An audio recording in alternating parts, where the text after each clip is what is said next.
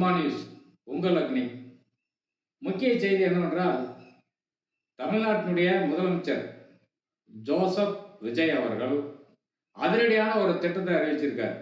11 அலுவலகம், அதாவது 11 துறையை சார்ந்த அலுவலகத்தில் யாரும் லஞ்சம் வாங்கக்கூடாது, அதிகாரிகள் அமைச்சர்களுக்கு கொடுக்கக்கூடாது, அதிகாரிகளுக்கு கொடுக்கக்கூடாதுன்னு சொல்லிட்டு அதிரடியாக ஒரு உத்தரவு பிறப்பிச்சிருக்காரு. குறிப்பாக அதை சம்பந்தமா ஆதவ் அர்ஜுன பேசியிருக்காரு. நேற்றுக்கு நாங்கள் 11 போக்குவரத்துறை, அரசு கல்வி நிறுவனம், மருத்துவத்துறை, பத்திரப்பதிவு அலுவலகம், தேசிய நெடுஞ்சாலைத்துறை, இது போன்ற அனைத்து துறைகளிலும் யாரும் லஞ்சம் வாங்கக்கூடாது, லஞ்சம் வாங்கினா அவங்க மீது நடவடிக்கை எடுக்கப்படும், அதனால் நாங்கள் யாரும் அமைச்சர்கள் யாரும் கேட்க மாட்டோம், புரோக்கர் யாரும் வைக்க மாட்டோம்னு சொல்லி ஒரு அறிக்கையை வெளியிடுறாரு. இதன் மூலம் அரசு அதிகாரிகள் பல கோணங்களில் சிந்திக்கிறாங்க. பரவாயில்ல, தமிழ்நாட்டினுடைய முதலமைச்சர் அதிரடியான ஒரு திட்டத்தை அறிவிச்சிருக்காரு, இனி நம்ம சந்தோஷமா இருக்கலாம், யாருக்கு லஞ்சம் வாங்கி கொடுக்கணுங்கிற அவசியம் இல்லை, நாமளும் யார்கிட்டையும் லஞ்சத்தை கேட்கணுங்கிற அவசியம் இல்லை அப்படின்னு சொல்லி மன அழுத்தமாக இருந்த அதிகாரிகள் பூரா இப்போ மனசுல நிம்மதியும் சந்தோஷமும் இருக்கு. அப்பாடா, இப்போதான் நம்ம தப்பிச்சோம் அப்படின்னு சொல்லிட்டு பத்திரப்பதிவு அலுவலகத்தில்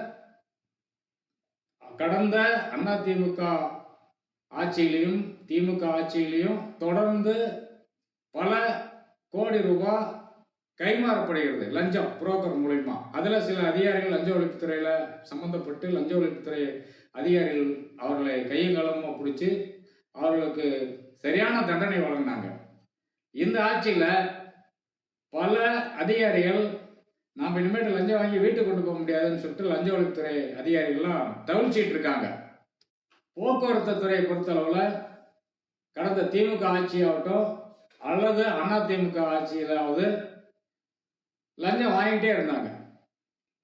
அதிமுக அரசு வந்ததுக்கு அப்புறம், அதாவது 5 லட்சம் அமைச்சர் கொடுக்கணும்னா ஒரு 2 லட்சம் அமைச்சர் கொடுங்க அப்படின்னு சொல்லி வாய்மொழி உத்தரவு. அதைத்தான் இந்த போக்குவரத்து துறையில் இருக்கிற எம்இ இன்ஸ்பெக்டர் மூலியமா, ஆர்டிஓ மூலியமா அங்கே புரோக்கர்கள் போய் சேரும்.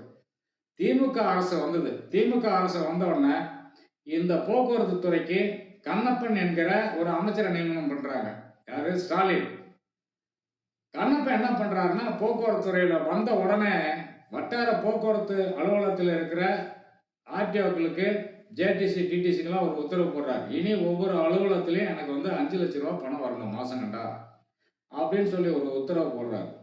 அதிகாரிகள்லாம் மிரண்டு போயிட்டாங்க, என்னடா அவர் வந்தோடனே இந்த மாதிரி பண்றாரு அப்படின்ட்டு.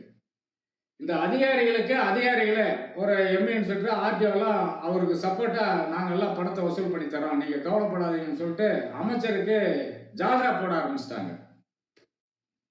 அப்ப ஒரு கட்டத்துல கண்ணப்பன் ஒரு அதிகாரியை ஜாதி சொல்லி திட்டினாருன்னு சொல்லி அவரை பதவி நீக்கம் பண்ணிட்டு சிவசங்கரன் அந்த போக்குவரத்துறை அமைச்சரா வராரு.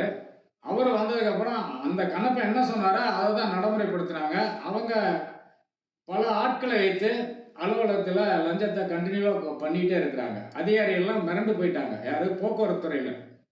பணியிடம் மாற்றம் என்றால் பல லட்சம், பணியிடம் உயர்வு என்றாலும் பல லட்சம், செக் போஸ்ட்டுக்கு போனாலும் பல லட்சம், பல கோடி, இப்படி கைமாறிட்டே இருக்கு.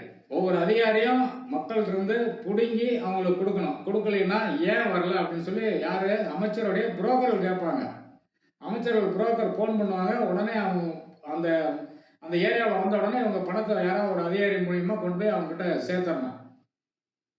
இதையெல்லாம் அமைச்சர்கள் இந்த மாதிரி செய்யறதுனால மன உளைச்சலோட நம்ம எப்படா வேலை பார்க்கறது அப்படின்னு சொல்லி ஒவ்வொருத்தரும் மனக்குமுறலோட விஆர்எஸ் வாங்கிட்டே போயிடலாம், இந்த ஆட்சியில் வேலை செய்ய முடியாது, தொடர்ந்து நமக்கு பிரச்சனைகள் பண்ணிகிட்டே இருக்கிறாங்க, மக்கள்கிட்ட போய் நம்மளாம் எப்படி பணம் வாங்குறது, நம்ம என்ன புரோக்கரா அப்படின்னு சொல்லி ஆர்டிஓ, எம்இ இன்ஸ்பெக்டர் இந்த மாதிரி அதிகாரிகள்லாம் அவங்கள பேசிக்கிட்டு டெய்லியும் புலம்பிக்கிட்டு ஒரு கட்டத்தில் என்ன பண்ணுறதுனே தெரியாமல் அவங்க லஞ்சத்தை கொடுத்துக்கிட்டு இருந்தாங்க.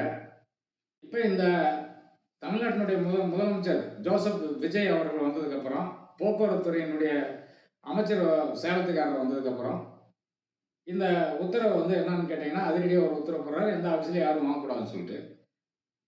அதனால இந்த போக்குவரத்து துறை சார்ந்தவங்கலாம் ரொம்ப மன மகிழ்ச்சியோடு இருக்காங்க. பரவாயில்ல நம்ம தப்பிச்சோன்ட்டு. ஆனால் நம்ம கேட்குறது போக்குவரத்து துறையில் லஞ்சமே இருக்கக்கூடாது அப்படின்னா கவுன்சிலிங்கில் பணியிடம் மாற்றம் செய்யணும். பணியிடம் உயர்வுக்கு அவங்க சீனியாரிட்டி பிரகாரம் கொடுக்கணும். பல அதிகாரிகள் கடந்த அதிமுக 10-12 வருஷமா பல விசாரணைக்கு உட்பட்டு அந்த கோப்புகள் அப்படியே டிசி அலுவலகத்தில் அப்படியே நிற்குது, தேங்கி கிடக்குது. அதிகாரிகள் விசாரணை கிடையாது. அதிகாரிகள் நியாயமான விசாரணைக்கு அவங்கள அழைக்கிறது இல்லை. பல கோப்புகள் அங்கேயே கிடந்துட்டு இருக்கு. இப்போ அந்த அதிகாரிகள்லாம் இந்த ஆட்சியிலேயாவது எங்களுக்கு விசாரணை பண்ணி எங்களுக்கு ப்ரொமோஷன் கிடைக்குமா அப்படின்னு சொல்லி காத்துக்கிட்டு இருக்காங்க. கண்டிப்பாக ஜோசப் விஜய் அவர்கள் இதை செய்வாருன்னு அந்த அதிகாரிகள் பூரா நம்புறாங்க. இன்னொரு விஷயம் என்னன்னு கேட்டீங்கன்னா, இந்த அதிகாரிகள் பல இடங்களில் ஆட்கள் குறைப்பு, பணியாளர்கள் குறைவு, எம்இ இன்ஸ்பெக்டர் குறைவாக இருக்காங்க. 53 பேரை டிஎன்பிஎஸ்சியிலேருந்து இப்போ தேர்வு பண்ணி எடுத்தாங்க. அவங்க ஒரு மாதம் வேலை பார்த்தாங்க. திரும்பி இப்போ வந்து ட்ரைனிங் போயிட்டாங்க. இப்போ ஸ்கூலு பஸ்ஸெல்லாம் வந்து இன்ஸ்பெக்ஷன் நடந்துகிட்டு இருக்கு. அதிகாரிகள் கிடையாது. ஒரு அலுவலகத்துக்கு 2 இடத்திற்கு ஒரு ஆர்டிஓ போகிறாரு. ஒரு எம்இ இன்ஸ்பெக்டர் 2 ஆஃபீஸ் பார்க்குறாரு. இதை வந்து இந்த அமைச்சரவையில் தமிழ்நாட்டினுடைய முதல்வர் பணியிடத்தை, காலி பணியிடத்தை நிரப்பணும். அவங்களுடைய தீர்மானம் அதுதான். ஆனால் லஞ்சம் வாங்காமல் இருக்கிறது அவங்களுக்கு மன மகிழ்ச்சி அளிக்கிறது. இதுக்கு தமிழ்நாட்டு முதல்வருக்கு அவங்களாம் நன்றி சொல்கிற மாதிரி நாம் காதால் கேட்டுட்டு இருக்கோம். கல்வித்துறையில் இடம் மாறுதல் வாங்குவதற்கு 10 லட்ச ரூபா அன்பில் மகேஷுக்கு கொடுக்கணும். கடந்த திமுக ஆட்சியில் 10 லட்ச ரூபா கொடுத்தா தான் ஒரு டீச்சர் மாற்றப்படுவார். அப்போ எனக்கு தெரிஞ்சு என்னுடைய உறவினர்களை பக்கமாக ஒரு 3 மாதத்துக்கு முன்னாடி டிரான்ஸ்ஃபர் ஆகுறாங்க. 10 லட்ச ரூபா. அவங்க ஒரு நெசவாளர் குடும்பத்தை சேர்ந்தவங்க. நெசவு நெய்கிறவங்க 10 லட்ச ரூபாயை சுற்றி கடன் வாங்கிட்டு வந்து இந்த பொண்ணுக்கு எப்படியாவது நம்ம வந்து நம்ம ஊர் பக்கமாக வாங்கிடுவோம்னு சொல்லிட்டு வாங்குறாங்க. அதே போல் என்னுடைய சொந்தக்காரங்களே ஒரு டீச்சருக்கு இதே அன்பில் மகேஷிட்டு போய் கேட்குறாங்க. என்னன்னு கேட்டிங்கன்னா, இந்த பொண்ணுக்கு எங்கள் ஊர் பக்கமாகவே மாற்றி கொடுத்துருங்க, ட்ரான்ஸ்ஃபர் கொடுங்கன்னு சொல்லிட்டு 10 லட்ச ரூபா கேட்குறாங்க. இவங்க 5 லட்ச ரூபா கொடுக்குறேன்றாங்க. எங்களால் முடியாதுன்னு சொல்லிட்டு வெளியே வரும்போது இன்னொருத்தர் கூட 10 லட்ச ரூபாய் கொடுத்து அன்பில் மகேஷ்கிட்ட அந்த டிரான்ஸ்ஃபர் வாங்குறாரு. இப்போ இந்த லஞ்சமெல்லாம் ஒழிக்கப்படுகிறது என்று விஜய் சொல்லியிருக்காங்க. சந்தோஷம். இந்த விஜய் ஆட்சியில் 15 நாள் ஆயிருக்கு. கிட்டத்தட்ட ஐஏஎஸ் ஐபிஎஸ் எல்லாம் மாற்றிருக்காங்க. அதில் போக்குவரத்து துறையில் பாஸ்கர் பாண்டியன்றவரை டிசிஆர் போக்குவரத்து துறை ஆணையராக மாற்றிருக்காங்க. 2 நாளைக்கு முன்னாடி போக்குவரத்தினுடைய அமைச்சரை நியமனம் பண்ணாங்க. அவர் வந்து பல அதிகாரிகளை கூப்பிட்டு பேசியிருக்காரு. தொடர்ந்து இந்த ஆட்சி சிறப்பாக செய்யணும்னா லஞ்சத்தை ஒழிக்கணும். லஞ்சத்தை ஒழிப்பதற்கு இந்த அரசு முயற்சி செய்யணும். மக்கள் எல்லாம் எதிர்பார்க்கறது போக்குவரத்து துறையில் போனால் உடனடியாக வேலை நடக்கணும். ஆன்லைனில் உடனே பதிவு பண்ணோம்னா ஆஃபீஸ்க்கு வந்தோம்னா வேலை துரிதமாக நடக்கணும். எஃப்சி பார்க்குறவங்க எஃப்சி பார்க்கணும். டெஸ்ட் ட்ரைவில் டெஸ்ட் ட்ரைவ் பார்க்கணும். இந்த மாதிரி மக்கள் சந்தோஷப்பட்டு அந்த அதிகாரிகளை பார்த்து அதிகாரிகளுடைய பார்வைக்கு, அதிகாரிகளுடைய பொதுமக்களுடைய கேள்விக்கு அதிகாரிகள் பதில் சொல்ல வேண்டிய கட்டாயம் அவங்களுக்கு இருக்குது. அதை செய்யணும். இனியாவது போக்குவரத்து துறையில் பாஸ்கர் பாண்டியன் ஆணையர் அவர்கள் பெரிய ஒரு மாற்றத்தை ஏற்படுத்துவார்னு நினைக்கிறோம். பணியிட மாற்றம், பணியிட உயர்வு, வழக்குகள் பல வழக்குகளை கோப்பில் கிடக்கிற ஃபைலை மூவ் பண்ணாமல் இருக்கிறவங்க மூவ் பண்ணணும். அவங்களுக்கு சரியான பதவி உயர்வு கொடுக்கணும். காலி பணியிடங்களை நடத்தணும். இது போக்குவரத்துறை அமைச்சரும் போக்குவரத்தினுடைய ஆணையரை மாற்றுவார் என்று நினைக்கிறோம். இது மாதிரி பல்வேறு நடவடிக்கைகளில் அரசு வந்து லஞ்சம் வாங்கக்கூடாதுன்னு எடுத்திருக்கிறத மக்கள் வரவேற்கிறாங்க. ஜோசப் விஜய் அவர்களுக்கு மக்கள் பாராட்டு தெரிவிக்கிறாங்க. நல்ல திட்டங்களை கொண்டு வரீங்க.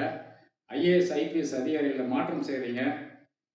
இது காவல்துறை அதிகாரிகள் சில பேர் மாற்றம் செஞ்சுருக்கீங்க. காவல்துறை அதிகாரிகளுக்கு எந்தெந்த இடத்துல எவ்வளோ கஷ்டம் இருக்குன்னு சொல்லிட்டு ஜோசப் விஜய் அவர்கள் முதல்வர் அவர்கள் கவனத்தில் கொண்டு போகணும்.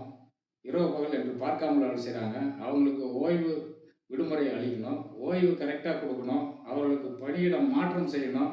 தப்பு செய்த போலீஸ் அதிகாரிகளை மாற்றணும். அதே மாதிரி தப்பு செய்த ஐஏஎஸ் கலெக்டரில் உடனே மாற்றணும். இனி மாற்றங்கள் நிறையா செய்வார்னு நான் நம்புகிறேன். உங்கள் அக்னி. நன்றி. இந்த காணொளி பார்க்கின்ற அனைவரும் சப்ஸ்கிரிப்ஷன் பண்ணுங்க, வியூஸ் போடுங்க. வணக்கம். உங்கள் அக்னி.